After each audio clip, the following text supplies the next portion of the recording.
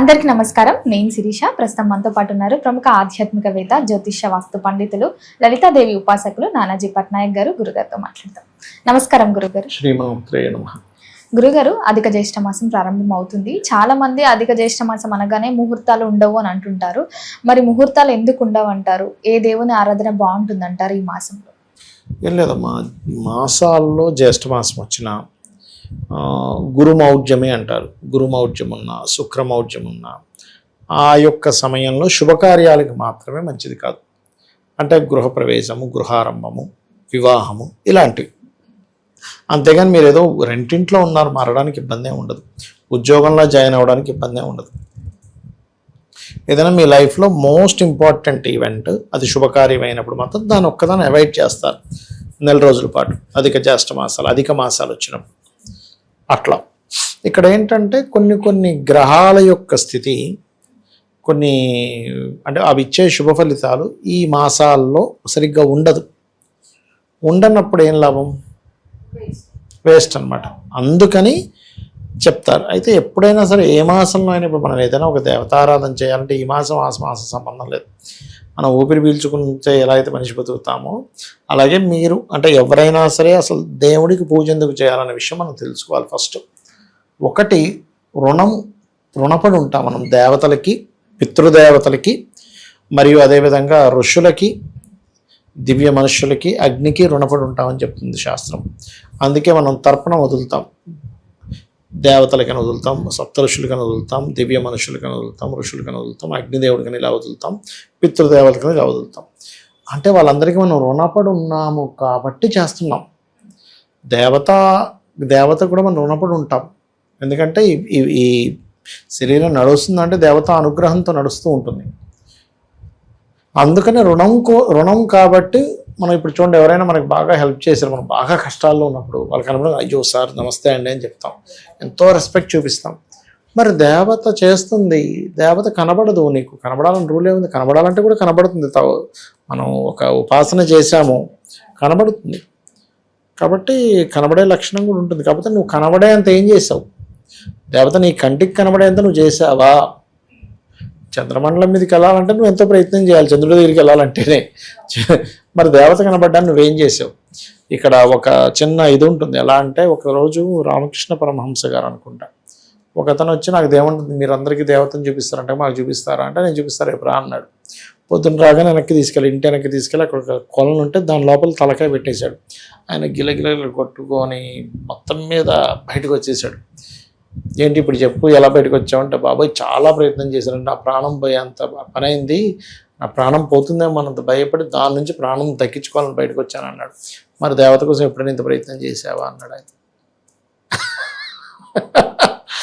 అలా ఏంటంటే అసలు మనం దేవత కనబడ్డానికి మనం ఏమైనా ప్రయత్నం చేసామా? మనం ఊరికే కూర్చొని ఆ దేవుడు లేడు అని మాట్లాడితే కాదుగా.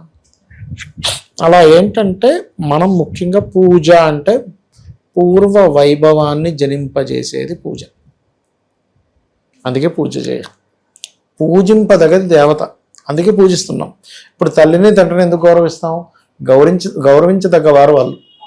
నీ చిన్నప్పటి నుంచి, నీ పుట్టుక నువ్వు కడుపులో ఉన్నప్పటి నుంచి తల్లి చాలా జాగ్రత్తగా కేర్ తీసుకొని నువ్వు పెద్ద అవ్వడానికి ఏమేం కావాలన్నీ చూస్తూ నీకు విద్యాబుద్ధులు నేర్పిస్తూ అంత ఫీడింగ్ ఇస్తుంది. ఎవరు చూసుకుంటారు అట్లా? ఎవరు కూడా తల చూసుకోగలరా? ఫాదర్ కూడా అంతే. నీ రిలేటివ్స్ ఎవరైతే నేను బాగా ప్రేమ వాళ్ళందరికీ నువ్వు గౌరవిస్తావు, ప్రేమిస్తావు వాళ్ళని కదా. అలాగే ఈ విశ్వాన్ని మొత్తం నడుపుతున్నటువంటి ఆ భగవంతుడు పూజనీయుడు, అందుకని నువ్వు పూజిస్తున్నావు. ఇప్పుడు ఒక గురువు గారు ఉన్నారమ్మా, గురువు అనే భావనతో అతనికి ఇచ్చే గౌరవం అతనికి ఇస్తే నీకు వేరే ఉంటుంది. ఏం గురువు అని అనుకుని నువ్వు ఉంటే ఉండదు. అక్కడ గురువు అనుకుంటాడు వీడికి పొగరెక్కువ ఉందిరా అనుకుంటాడు. అలాగే దేవతా విషయంలో కూడా మనం పూజించాలి దేవతని. ఇది మన కల్చర్. మీకు ఎక్కడా కూడా మనకి ఇలాంటిది లేదు. ధర్మం అనేటువంటిది ఎక్కడ కనబడదు మీకు. చూడండి, వేరే దేశాల్లో ధర్మానికి మీకు దాంట్లో ఉండదు, డిక్షనరీలో ధర్మం అనే వర్డే ఉండదు. మనకే ఉంటుంది. ఎందుకంటే మన శాస్త్రాల్లో చెప్పబడింది, లలిత సహస్రనామాల్లో కూడా ధర్మాధ్యక్ష, ధనాధ్యక్ష, ధనధాన్య వివర్ధిని, అలా ఒక్కొక్క దానికి ఒక్కొక్క ధర్మం ఉంటుంది. జ్యేష్ఠమాసం, అధిక జ్యేష్ఠమాసం వచ్చింది, ఆ మాసానికి ఒక ధర్మం ఉంటుంది. ప్రాంతానికి ఒక ధర్మం ఉంటుంది, గ్రహానికి ఒక ధర్మం ఉంటుంది. ఆ ధర్మపరంగా ఆ పని చేస్తూ ఉంటుంది. అందుకని ఈ మాసంలో మీరేం శుభకార్యాలు చేయకండి, ఇది మంచిది కాదు. మాసాలన్నీ మంచివే, కానీ ఎప్పుడు ఏ పని చేయాలి, ఎప్పుడు ఏ పని చేయకూడదు, ఇది. అలా అని మీరు జ్యేష్ఠమాసం కదండి నేను ఏ పని చేయకుండా ఇంట్లో కూర్చుంటా అంటే నువ్వు మరి తినకుండా కూర్చుంటున్నావా? ఏమి తినవు, నెలంతా మాత్రం నువ్వేం తినమంటే ఏ పని చేయకు. వ్యాపారం ప్రారంభిస్తున్నావా? ఆగు. గృహారంభం చేస్తున్నావా? ఆగు. పెళ్లి చేస్తున్నావా? ఆగు. గృహానికి గృహప్రవేశం చేస్తున్నావా? ఆగు. ఇలాంటివే చెప్పారు. కానీ నువ్వు ఏదో షాప్కి వెళ్ళి ఏదో కొనుక్కోవడానికి లేకపోతే ఇంకోటి ఏదో దానికి సంబంధం లేదు. రెంటిల్లు మారడానికి సంబంధం లేదు, నువ్వు బంగారం కొనుక్కోవడానికి సంబంధం లేదు, మామూలుగా వాహనం కొనుక్కోవడానికి సంబంధం ఏం లేదు. దీనికి మళ్ళీ వాహనం కొనుక్కోవచ్చు. అయ్యో జ్యేష్ఠమాసం, అధిక జ్యేష్ఠమాసం ఏం లేదు, నీకు పని ఉంది, నువ్వు ఆఫీస్కి వెళ్ళాలి, రోజు నువ్వు 2 వీలర్ కొనుక్కోవాలి, లేకపోతే నీకు లేట్ అయిపోతుంది ఆఫీస్లో, రోజు నువ్వు మాట పడాల్సి వస్తుంది బాస్తో, ఏంటో రోజు అరగంట లేటా అంటాడు.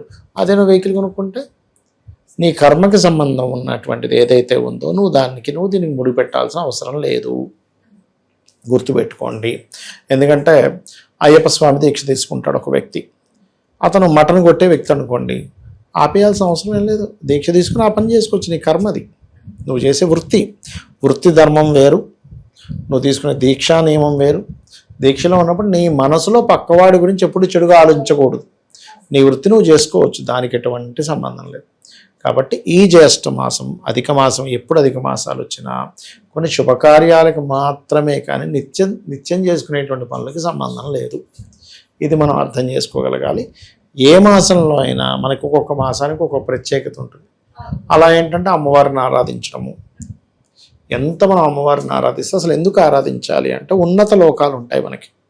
అంటే మన దీంట్లో ఏంటంటే నువ్వేదో లౌకికంగా ఏదో 4 వెహికల్స్ సంపాదించుకుని 4 బండ్లు సంపాదించుకున్నాను, నేను 4 డబ్బులు సంపాదించుకున్నాను అంటే ఇవేవి నీ వెనక రావు. నీతో వెనకొచ్చేది కేవలం నీ పాపము పుణ్యము. కాబట్టి నువ్వు పుణ్యాన్ని ఎలా సంపాదించుకుంటావంటే పరోపకారం పుణ్యం, లేదా దేవత ఆరాధన పుణ్యం. దేవతను ఆరాధించినా పుణ్యం వస్తుంది, పరులకు ఉపకారం చేసినా పుణ్యం ఉంటుంది. పరపీడనం పాపం, నువ్వు పక్కవాడిని ఇబ్బంది పెడితే పాపం. నువ్వు దేవతకి నివేదించకుండా ఈ దేవత ద్వారా ఇదంతా జరుగుతుందనే విషయం నీకు స్పృహ లేకుండా నడుచుకుంటే కూడా పాపమే. ఇప్పుడు ఎలా అంటే తల్లిదండ్రులకి మనం పుట్టాము, ఇది మనం తల్లిదండ్రులు కదా ఈ శరీరాన్ని ఇచ్చిందని తల్లిదండ్రుల కృతజ్ఞత, వాళ్ళు బాధ్యతగా చూసుకోవడం పుణ్యం. వాళ్ళు ఎవరో ఏదో బయలాజికల్గా ఏదో యాక్సిడెంటల్గా వాళ్ళిద్దరూ కలిసారు, నేను పుట్టేశాను, వాళ్ళకి సంబంధం ఏంటనుకుంటే అదంతే కదా. నువ్వు వాళ్ళని గౌరవించట్లే. అంటే తల్లిదండ్రులను గౌరవించేటప్పుడు ఆ వెనకాతలు ఒక ఎనర్జీ ఉంది, ఆ తల్లిదండ్రులను పుట్టించింది, తాతల్ని ముత్తాతల్ని విశ్వాన్ని మొత్తం నడిపించే ఒక ఎనర్జీ ఉంది, దాన్ని కూడా నువ్వు గౌరవించాలిగా. గురుగారు, మరి ఈ మాసంలో విశేషంగా ఏ దైవారాధన బాగుంటుందంటారు? ఎప్పుడైనా గుర్తుపెట్టుకోండి అమ్మా, మీకు ఏ దైవం ఇష్టమో ఆ దైవాన్ని హ్యాపీగా చేయొచ్చు, అమ్మవారి ఆరాధన హ్యాపీగా చేసుకోవచ్చు. గురుగారు, మొత్తం మీద అధిక జ్యేష్ఠ మాసం అంటే ఏంటి, ఎలాంటి పనులు చేయాలి చేయకూడదు తెలియజేసినందుకు ధన్యవాదాలు. శ్రీమాత్రే నమః.